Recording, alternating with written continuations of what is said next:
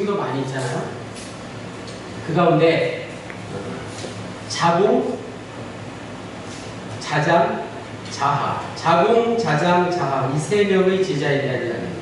어느 날 자궁과 자장과 자하 셋 중에 형님격인 자궁이 스승 공자에게 이렇게 물었습니다. 스승이 저는 자궁이고 제 아랫벌레는 자장과 자하 가운데 누가 더 맞습니까? 이렇게 물었습니다. 자궁이 던진 질문에 공자가 대답했습니다. 자장은 탁월한 면이 있고 자하는 부족한 면이 있느니라.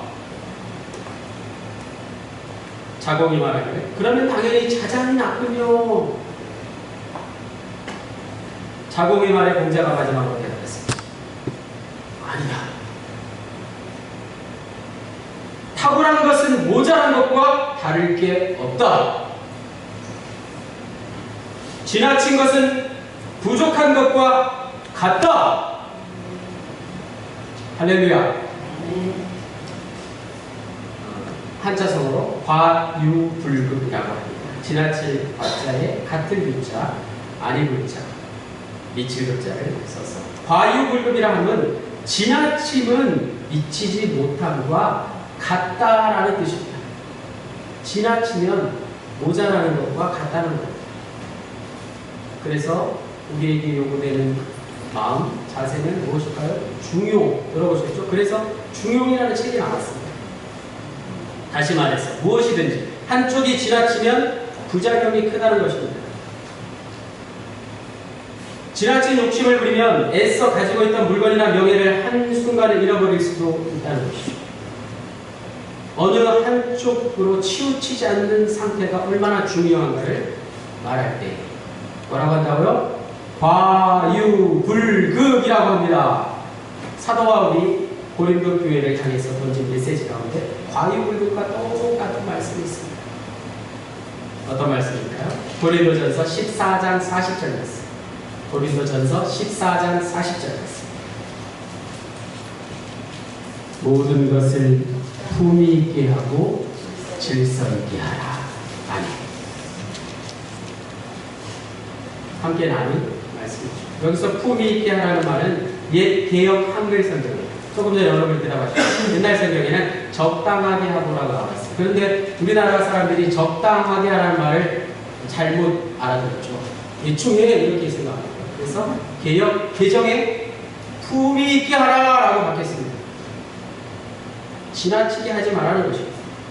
고린도 교회는 자기가 받은 은사 아시죠? 어떤 종류가 있나요? 치유, 방언, 또 예언. 많은 은사가 있지만 치유와 방언과 예언의 이 세 가지 은사를 서로 자랑하면서 싸웠습니다. 타당을 나눴습니다. 거기에 대해서 사도 바울이 마지막 말씀을 남겼는데 그것이 바로 모든 것을 품위 있게 하고 질서 있게 하라는 것입니다. 자, 오늘 교회력이 정한 부분, 오늘 본문은 고린도후서 12장 2절에서 10절은 단임상환이 정한 본문이 아닙니다. 단임상환은 설교자 이전에 하나님의 말씀을 듣는 사람이죠. 그래서 오늘 교회력에서 정한 본문에 고린도후서 12장 1절 말씀이 빠져있는 거예요. 그렇잖아요. 1절부터 10절까지 읽으면 한 단락이 되고 좋지 않겠습니까? 준비하는 사람도 왜 1절이 빠졌을까? 좀 한번 생각해 보지 않겠습니까? 왜 1절이 생략되어 있을까요? 한인사관이 이렇게 생각해 봤어요.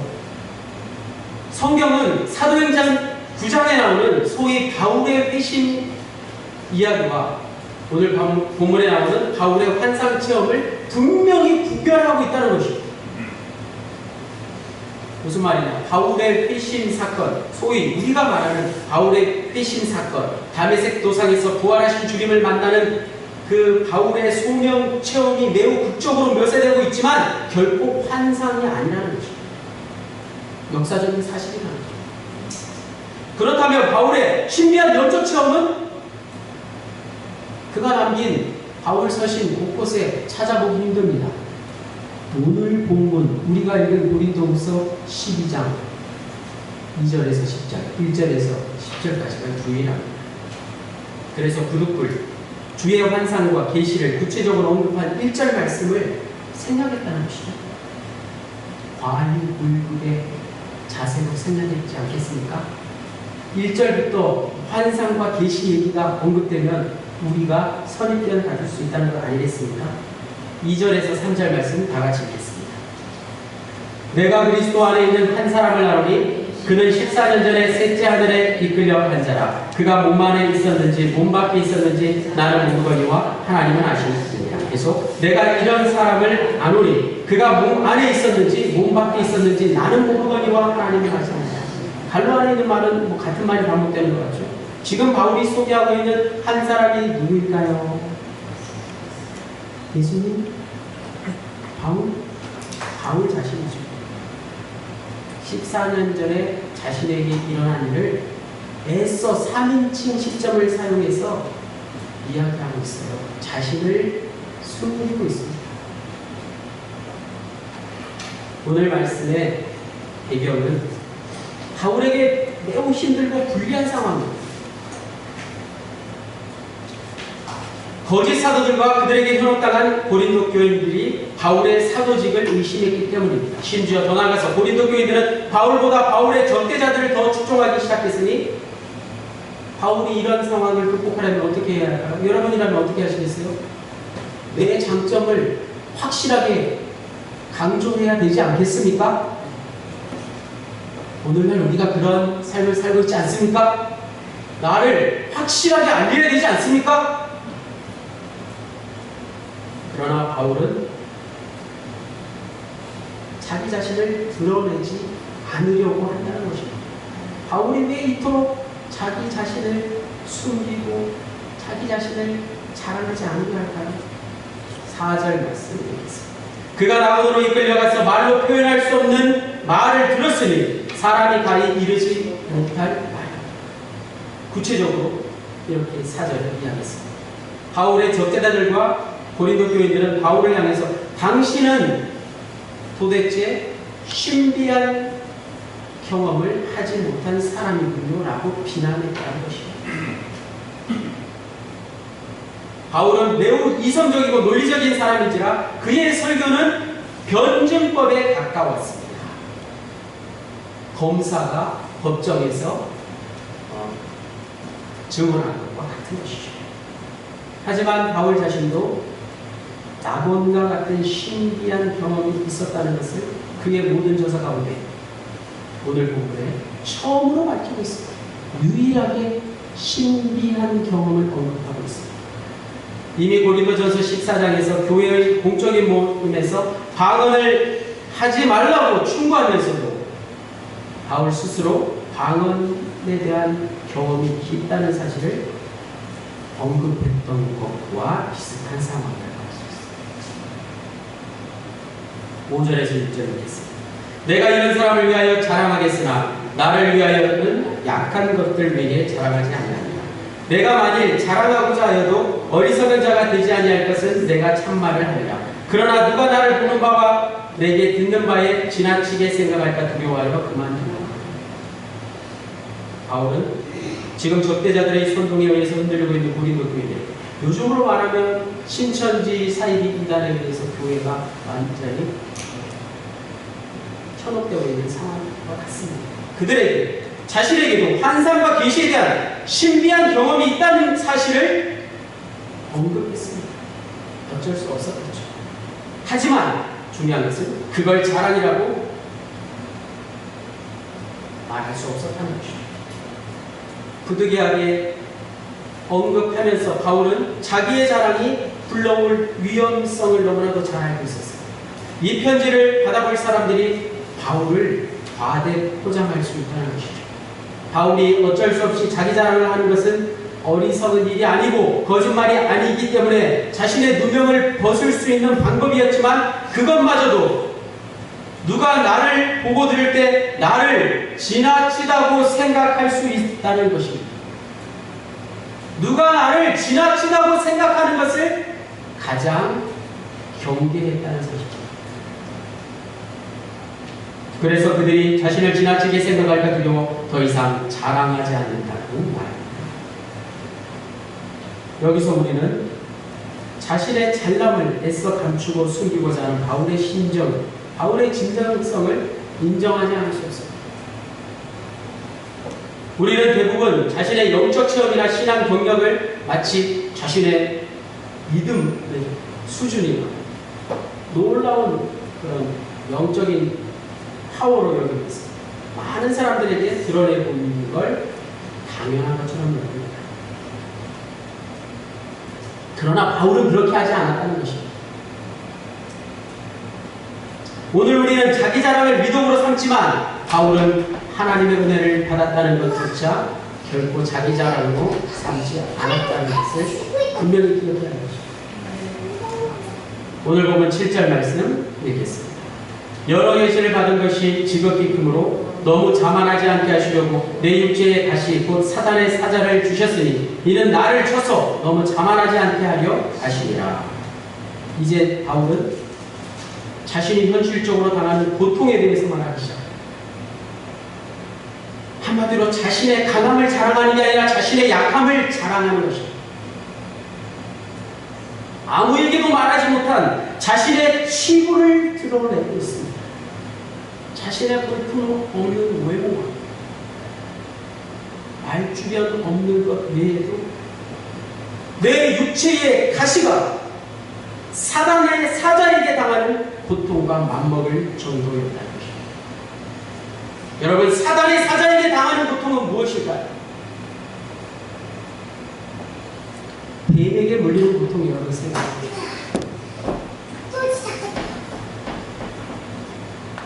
바울이 육체의 가시라고 할 만큼 고통스럽고 3번이나 죽게 간절히 기도를 해도 떠나가지 않았던 그것은 과연 무엇이었을까요? 먼저 사도 바울은 시력이 매우 나빴습니다. 그리고 눈에 질환이 있었다고 전해집니다. 글을 읽고 글을 써야만 했던 바울에게 시력이 좋지 않았다는 것, 눈에 질환이 있었다는 것, 얼마나 고통스러운 일이었을까요? 다음으로 바울의 질병이 소위 간질병과 같은 것이 아니었나 많은 학자들이 이야기합니다. 그런데 바울이 앓고 있던 질병이 무엇인가를 우리가 깊이 생각해보니, 조금 생각해보니 바울의 세계 선교 여정을 살펴보니까 이러한 질병들은 어찌 보면 당연한 것들이었다는 것을 알 수 있습니다. 그렇지 않겠습니까? 세계 선교 여행을 3차에 걸쳐서, 그렇죠? 로마에 또 가서 복음을 전하니까 바로 사도입니다. 오늘 우리가 읽은 고린도후서 12장의 바로 앞부분이죠. 고린도후서 11장 23절에서 28절까지를 보면 매우 구체적으로 바울이 당한 고통에 대해서 설명해 주고 있습니다. 제대로 먹지 못했고 잠을 잘 수가 없었고 몇 번이나 감옥에 갇혔으므로 당연히 영양 상태가 나빴을 뿐만 아니라 정신적으로 그가 개척한 교회들을 신경 쓰므로 예민해졌어. 또 자신이 복음을 전하고자 하는 열정만은 멈추지 않았기에 한시도 몸과 마음이 편하지 않았던 것이죠. 바울의 질병 따위는 문제가 되지 않습니다. 바울이 하고 있는 일을 봐야 합니다. 오늘 본문으로 돌아가서 7절 말씀, 사단의 사자를 주셨으니 이는 나를 쳐서, 이 말을 묵상해 보십시오. 누가 아주 심하게 때린다는 말인 동시에 현재형으로 쓰여지고 있어서 바울이 지금도 계속해서 누가 나를 치는 그 괴로움에 시달리고 있다는 것입니다. 헬라어 언어의 쳐서라는 말은 때릴 뿐만 아니라 참기 어려운 모욕을 느끼도록 주먹으로 앞에 있는 이마 주위를 때리는 매질을 말하는 것입니다. 여러분, 그런 고통, 그런 매를 경험해 보셨습니까? 복음서에 보면 예수님이 똑같은 매를 마시셨습니다. 바울은 육체적인 고통뿐만 아니라 사람들 앞에서 참을 수 없는 모욕감을 느끼며 자존심에 큰 상처를 받음으로써 이중적인 고통에 시달렸던 것이죠. 그런데 더욱 놀라운 것은 자신의 머리를 주먹으로 때리는 고통을 받아들이는 바울의 태도입니다. 계속해서 7절 후반부에 이는 나를 쳐서 너무 자만하지 않게 하려 하시니라. 내 머리를 치는 것을 바울이 어떻게 고백했습니까? 이것은 나를 자만하지 않게 하면 하나님의 뜻입니다. 그렇게 말합니다. 7절에 자만하지 않게라는 말씀이 두 번 반복되고 있습니다. 바울은 육체의 가시, 즉 자신의 질병을 통해서 이와 같은 깨달음에 이르렀다는 것이죠. 자신의 병을 사단이 행했던 일로 여기며 자신은 원치 않았던 일인 줄 알면서도 이를 통해서 하나님이 자신에게 더 큰 은혜와 사랑을 베풀어 주셨다는 것을 비로소 오늘 본문을 통해서 고백하고 있습니다. 그것을 자랑하고 있습니다. 바울의 말대로 그에게 이와 같은 육체의 가시가 없었다. 바울은 분명히 교만한 사람이 되었을 것입니다. 바울이 가진 학식과 업적과 능력으로 말미암아 그는 교만해져서 하나님과 같아져서 하나님의 은총을 깨닫지 못했을 것입니다. 그의 모든 사역을 접고 한 곳에 안주하거나 하면서 세 차례에 걸친 세계 선교여행과 로마의 복음을 전하는 일을 감당할 수 없었을 것입니다. 자연스럽게 바울의 육체의 가시를 통해서 오늘 우리가 저와 여러분이 이 자리에 앉아있는 이곳에 그리스도의 복음이 전해졌다는 사실을 인정하지 않을 수 없습니다. 8절 말씀드리겠습니다. 이것이 내게서 떠나가게 하기 위하여 내가 3번 주께 간구하였습니다. 몇 번? 3번 주께 간구하여 3번이라는 단어를 유의해서 보십시오. 바울은 육체의 가시로 인한 고통을 벗어나기 위해서 기도하지 않은 게 아닙니다. 3번이나 주님께 간구했습니다. 바울의 기도의 모델은 겟세마네 동산에서 3번 기도하신 예수님의 기도. 마가복음 14장 32절에서 42절까지 나오는 예수님의 겟세마네 기도는 십자가 죽음을 바로 앞에 두고 그 고통을 면하기 위해서 제자들을 산 아래 남겨두고 예수님 혼자 따로 기도하시는 것입니다. 그때 예수님의 심정은 너무나 괴로워서 견딜 수 없는 상황이었습니다. 그래서 예수님은 하나님께 죽음의 잔을, 나의 쓴 잔을 거두어 달라고 기도하셨습니다.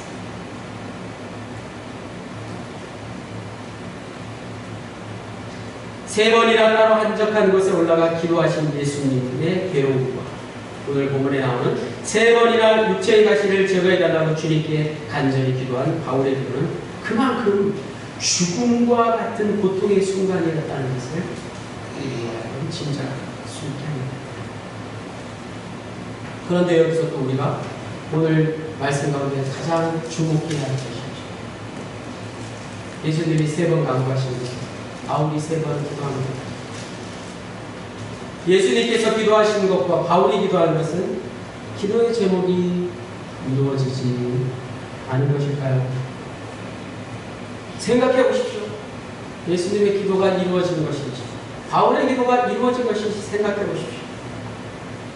예수님께서 간구하신 것은 죽음의 쓴 잔을 마시게 되었기 때문에 결국 이루어지지 않은 것처럼 보입니다. 예수님이 뭐라고 기도하셨죠? 이 쓴 잔을 내게서 거두어 주옵소서라고 기도했잖아요. 기도의 제목이 이루어지지 않았네요.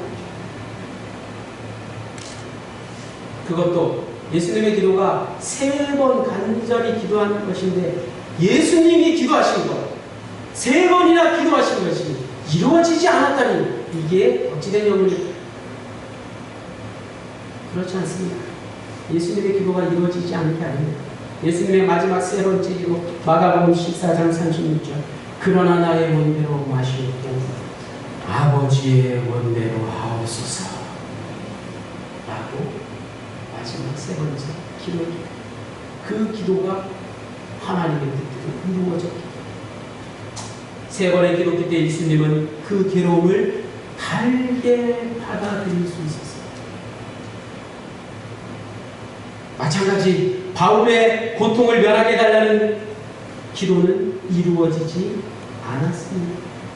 바울은 육체의 가시를 끝까지 안고 갔습니다.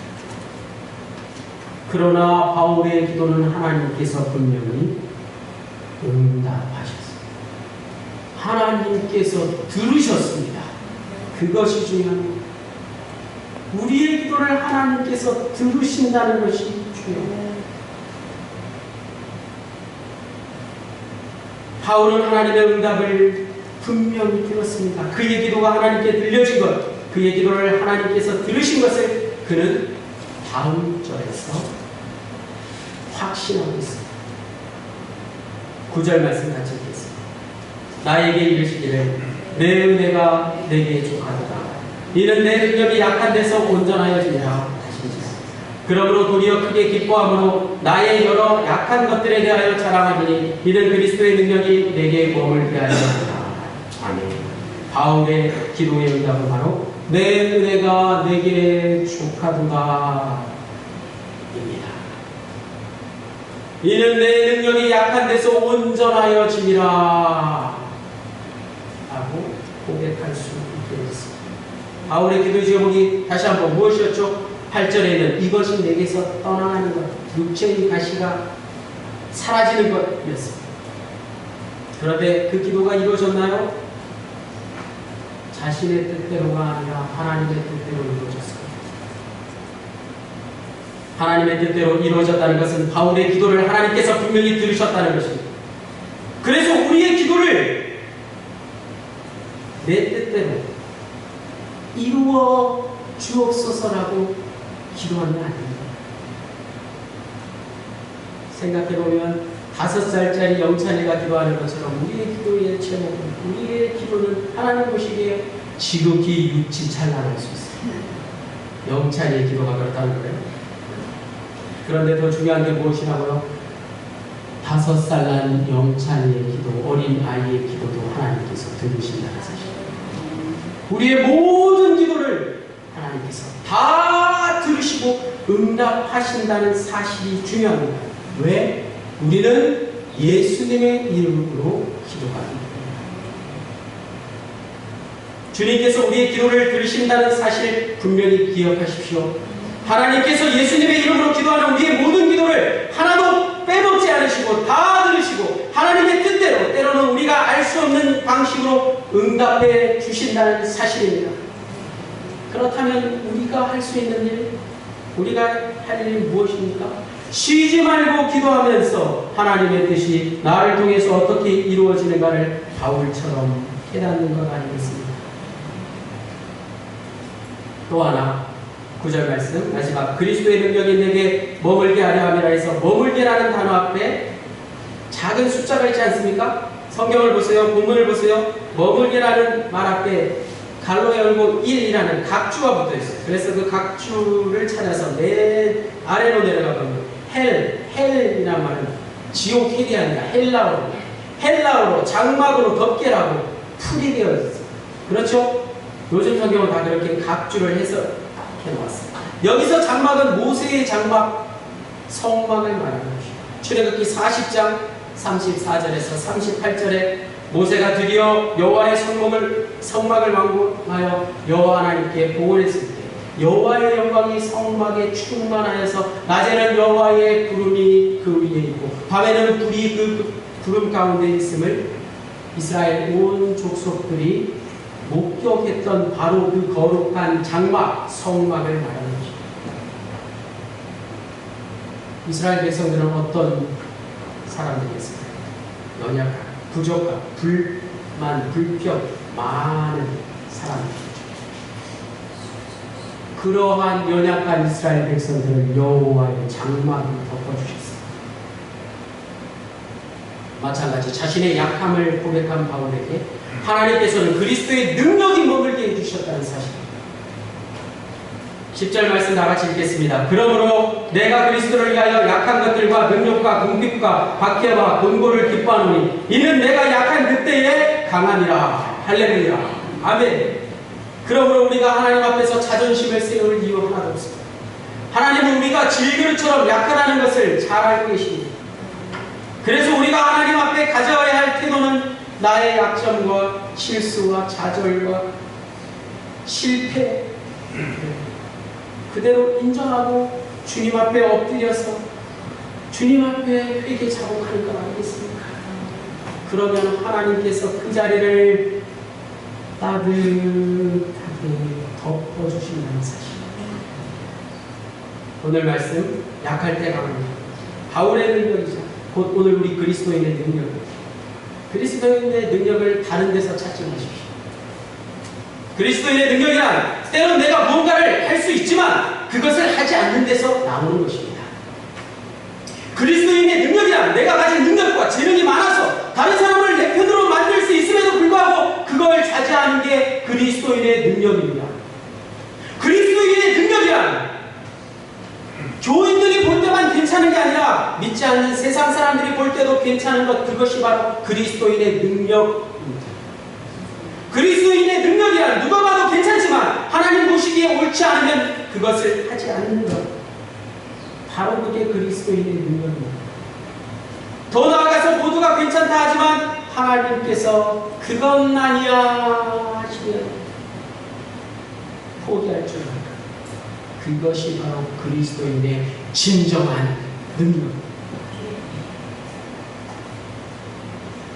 세상살이는 지나치게 움켜 잡으려 하기 때문에 모든 문제가 생깁니다. 반대로 움켜진 것을 내어놓을 때 이 세상을 살만나는 곳입니다.